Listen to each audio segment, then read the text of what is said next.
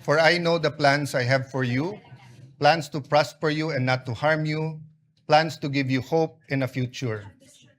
Yan po ang nasa Jeremiah 29:11 na naging isa sa core na paniniwala ng aking pagkatao at pananampalataya. Gusto ko po si Propetang Jeremiah dahil siya po ay nirerespeto at pinaniniwalaan ng Muslim, Hudyo at Kristiyano. Sa mundo ngayon na in crisis, buong mundo na in crisis because of the US-Iran-Israel war, napakahirap minsan paniwalaan na may magandang plano. But I'm always reminded that though people may be liars, God never lies. Though we may be weak, He is strong. But we are reminded that if He has a plan, we have to do the right thing. So let me be explicit. Our job together, my job, is to serve you, dear senators, to serve this nation, to serve God above all, and to do what is right. Napakahirap kung tutuusin po ang dinadaanan ng henerasyon na to. Kagabi po, kausap ko po ang pamangkin ni Senator Jinggoy, anak po ni Jackie, si Manu. Nakita po niya ako ng 2006 or 2007 or 2008 nung binisita ko ang kanyang lolo. At sabi ko sa kanya, grabe pala pinagdaanan ng generation nyo. During Duterte's time, depending on your lens, it was a human rights crisis. If you're pro-Duterte, it's a crisis of drugs, where illegal drugs did not only steal lives, did not only steal dreams, but it wrecked communities. It wrecked our government. Of course, if you are from the anti-Duterte lens, the human rights crisis was in the extrajudicial killings. But after enjoying almost 9 years of unprecedented economic prosperity during the Aquino time to the Duterte time, inabot po tayo ng pandemic. So from the human rights crisis to a health pandemic crisis. Naglilift pa lang ang COVID, nangyari na po ang Ukraine-Russia conflict. Sa mundo na mga kabataan na to ay naniniwalang hindi na posible ang World War III, ay suddenly may major conflict in the West. And then you fast forward. The crisis of the Philippines when it comes to corruption and flood control. The biggest corruption scandal in our country. Hindi pa ho tapos yan, nangyari yung Iran, US, Israel. And then, our young people have to face the prospect of a changing world through AI. And while we are worrying, leaders around the world in Canada, India, US, Australia are excited of AI. They said that it will bring in a new wave of millionaires, billionaires. It will bring in high-quality jobs. Pero tayo po ba'y naghahanda na? We might not feel the crisis here in the session hall.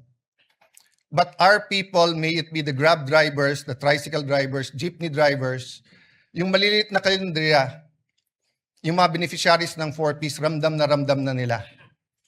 So nung kinamayan po ako ng former Senate President Zubiri, sabi niya, hindi siya naiinggit sa trabaho dahil mahirap po ito. But I take a step forward, my dear colleagues, and offer myself to serve you. Just as Senate President Soto said, that he is here to serve everyone, not only the majority, not only the minority.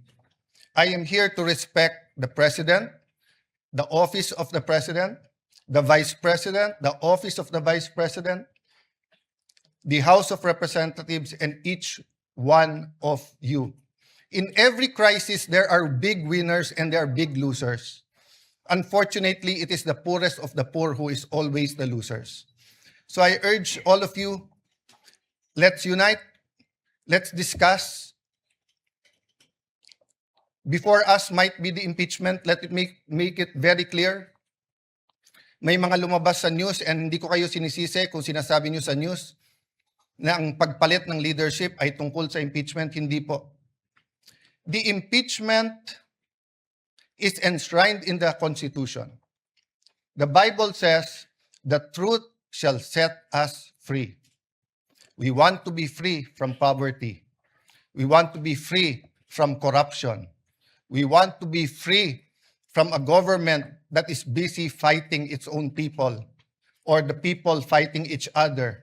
Hindi to Facebook, hindi to social media na pwedeng bawat minuto may nagbabanatan. In real life, in the non-digital life, we have to be here for each other. It doesn't mean anything if we are say we are devout Muslims or we're devout Catholics or devout evangelicals if we cannot love each other. In the Senate, we might not like each other, but I think we can work each other and we can love each other. So let me make it clear. The impeachment will be much, much more than dismissing a complaint because of political affiliation. And it's also much, much more than convicting someone without evidence. Parehong hindi pwede yun. Kailangan guided tayo by the truth, guided by evidence. But the process is as important as the result. Hindi natin pwedeng sabihin, she or he will make a bad president. Or wala na tayong maasahan dyan sa presidente, wala na tayong maasahan sa vice president, impeach na lang natin. Hindi po. The Senate is also on trial. So, dear colleagues, as we ask God to guide us and help us, I'd like to thank all of you who supported me today. I will do my job. But I'd also like to reach out to all my colleagues here today. Ngayon lang naman po tayo na may divisions dahil mabigat ang politika. Pero actually, we've worked together. And if we could only go back 20 years and then go back now, can we go to 20 years from now? And let me tell you what I told the group last night nung nag-meeting kami. Basta't lahat ng gagawin natin, huwag tayong magsisisi. Huwag tayong gagawa na pagsisisihan natin. So feel free to call me out if you think mali ang direction. So dear colleagues, again, thank you. God bless you. Maraming salamat sa inyong lahat. Session is suspended for a minute.